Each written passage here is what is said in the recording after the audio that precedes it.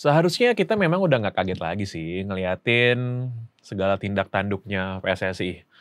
Organisasi sepak bola yang tercinta ini kan memang selalu memberikan keputusan-keputusan yang ya bikin geleng-geleng kepala lah. Belum selesai urusan-urusan yang lain, kemarin kita dapat kabar bahwa kompetisi Liga 2 dan Liga 3 dihentikan karena katanya mereka sudah dapat permintaan dari klub-klub yang setuju untuk menunda kompetisi di kasta kedua dan ketiga di sepak bola Indonesia tersebut. Liga 1 akan terus berjalan tanpa adanya degradasi. Ya iyalah, gimana mau degradasi? Karena nggak bakal ada yang promosi juga. Jadi aneh sebenarnya bikin kompetisi tanpa degradasi karena kalau yang tim-tim di peringkat bawah itu nggak ada bahaya untuk mereka turun kasta, terus motivasi mereka untuk tanding apaan? Gitu. Ini kan sebenarnya membuat kompetisi ini jadi rentan dengan manipulasi dan lain sebagainya lah. Ya menurut gua segala dinamika yang nggak asing untuk sepak bola Indonesia. Banyak masalah-masalah yang selama ini belum tuntas juga. Kemarin kita lihat bagaimana tim nasional kita kembali kalah ya di AFF, kalah di semifinal lawan Vietnam.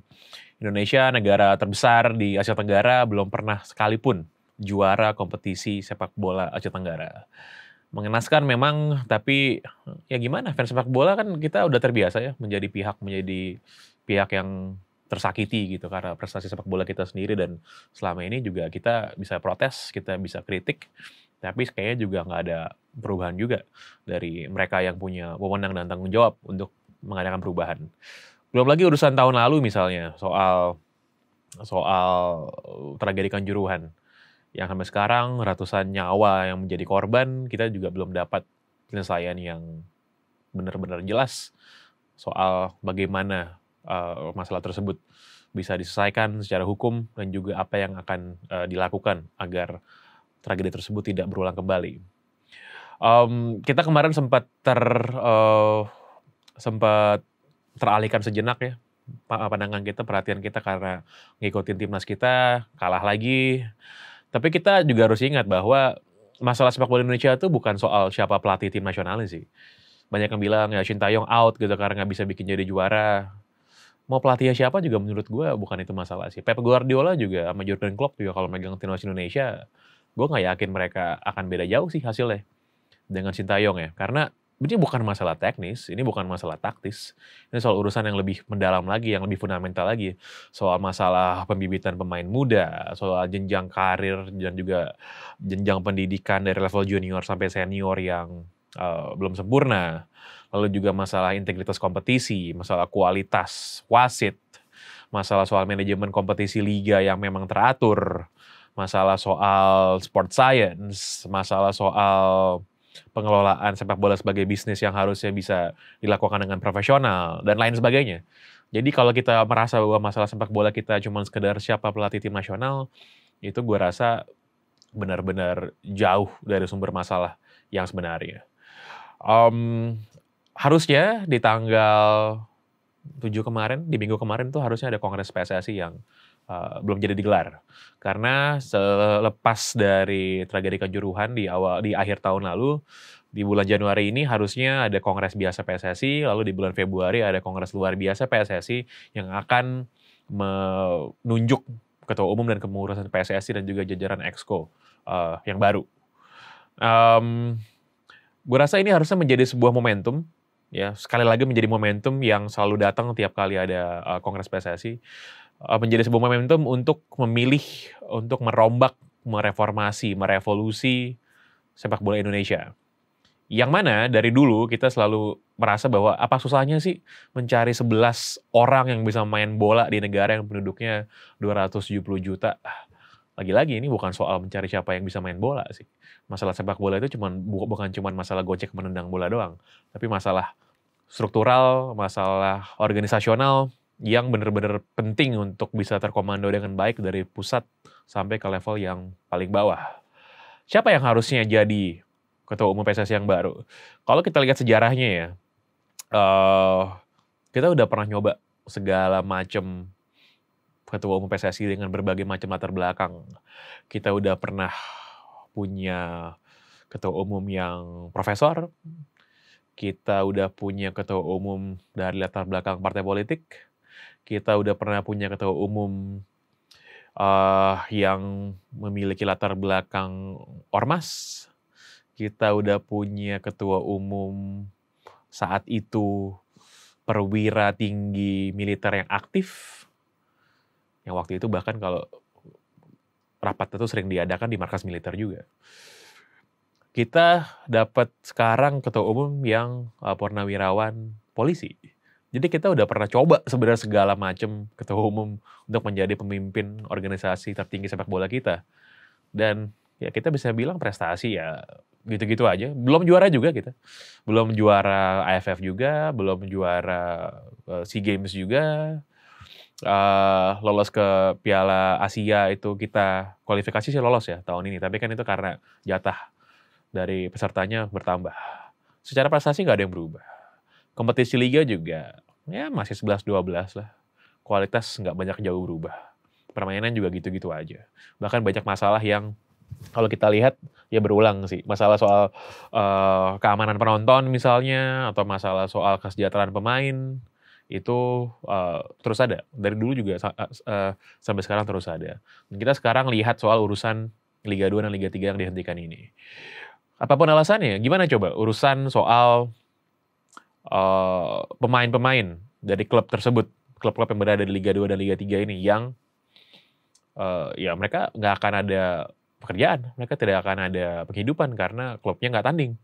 Walaupun mungkin mereka punya kontrak, kita tahu sendiri di Indonesia kalau nggak ada liga biasanya ada beberapa pihak yang mungkin nggak akan dapat haknya, nggak akan dapat gajinya gitu. Belum lagi juga soal urusan penonton ya, urusan soal fans yang akan kehilangan klub yang mereka ikuti, kehilangan tontonan, kehilangan hiburan. Dan yang paling parah sebenarnya soal bagaimana pengaruhnya kepada piramida sepak bola Indonesia, kayak tadi dibilang di awal. Liga 1 jalan, Liga 2, Liga 3 nggak ada promosi, nggak ada degradasi. Ya berhentiin aja Liga 1-nya lah kalau gitu. Kenapa nggak bikin turnamen aja, bikin turnamen knockout gitu. Pilih aja siapa yang jadi juaranya gitu, kenapa harus ada liga.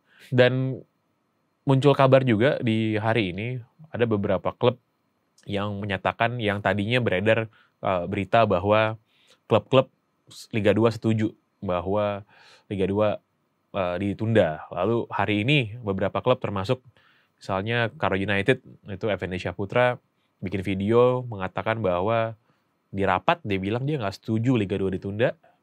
Lalu dia tegas menolak soal penundaan liga, dan ketika ada form tanda tangan yang menyatakan bahwa dia setuju, dia mengatakan dan menegaskan tanda tangannya dipalsukan.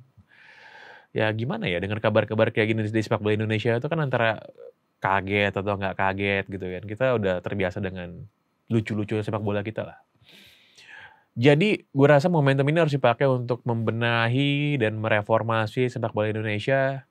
Kita harus mencari gue rasa ketua umum yang paling pas, yang punya keberanian, yang punya integritas, yang punya akhlak untuk bisa memperbaiki sepak bola Indonesia. Tentu saja itu nggak berhenti di pemilihan ketua umum aja sih. Ketua umum itu cuma satu orang doang, tapi jajaran kepengurusannya, siapa yang jadi exco-nya juga penting untuk diperhatikan. Orang-orang yang gue rasa udah cukup jam terbangnya di sepak bola Indonesia tanpa memberikan prestasi yang cukup, yang signifikan, ya harusnya sih dikasih verboten ya untuk masuk ke dalam kepengurusan lagi. Mereka-mereka yang punya andil kepada jalan di tempat atau bobroknya sepak bola Indonesia, ya mohon maaf, jangan sampai dikasih tempat lagi untuk berada di dalam jajaran kepengurusan. Karena nggak ada gunanya kita ganti ketua umum setiap kongres, tapi hasilnya ya sama-sama aja. Gue rasa ini jadi sebuah momentum juga kita untuk memiliki PSSI yang beda, yang berintegritas, ya, harus diberikan kepada orang yang memang memiliki kecakapan secara manajerial, karena urusan PSSI ini bukan urusan sepak bola sih, ini bukan urusan taktik informasi berapa, tapi urusan memanage struktur organisasi yang besar. Bagaimana ini bisa menelurkan hasil yang maksimal. Ngurusin orang itu nggak gampang loh. Ngurusin klub, ngurusin soal hubungannya dengan banyak stakeholders, ngurusin soal asosiasi provinsi, asosiasi kota. Ini butuh skill manajerial yang bagus gitu. Dan kayaknya juga orang yang berikutnya jadi ketua umum PSSI ini harus orang yang punya background eee, sepak bola atau olahraga secara profesional yang juga mumpuni gitu, yang juga kuat. Karena kalau kita lihat kepengurusan sepak bola kita ya, ketua umum kita kemarin, ya mungkin punya pengalaman kepemimpinan di berbagai bidang ya, berbagai korps ya, secara akademik, partai politik, militer.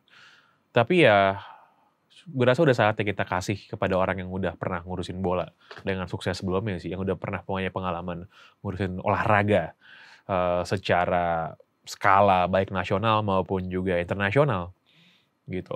Jadi pengalaman, integritas, akhlak yang baik, dan yang paling penting sebenarnya, ya ini yang menurut gue vital sih adalah soal political force atau political will. Karena gue rasa niat baik aja juga nggak cukup kalau eee, tidak disokong, tidak didukung oleh kekuatan politik yang mendukung di belakangnya. Jadi, gue merasa bahwa yang paling layak untuk menjadi ketua umum PSSI berikutnya adalah Pak Erick Thohir. Karena Pak Erick memiliki skill manajerial yang mumpuni, pengalaman di bidang olahraga dan sepak bola di berbagai level, nasional dan juga internasional, dan juga punya political force yang bisa menopang dirinya untuk bisa memimpin PSSI ke depan.